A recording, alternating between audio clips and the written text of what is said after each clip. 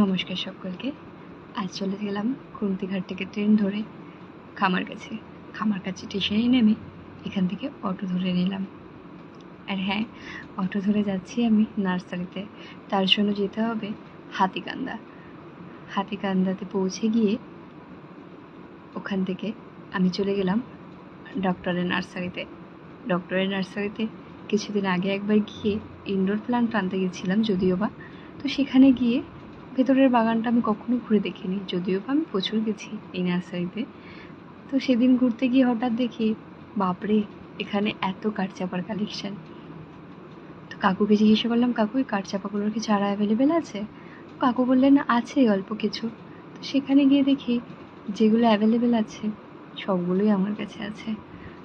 তো ওই দিন তো আর ইনডোর প্ল্যান্ট নিয়ে চলে আসলাম, কাঠচাপার আনা হলো না। কিন্তু ওই যে একবার যে দেখে নিয়েছি ওখানে কাঠচাপা আছে, আমাকে তো আনতে হবেই।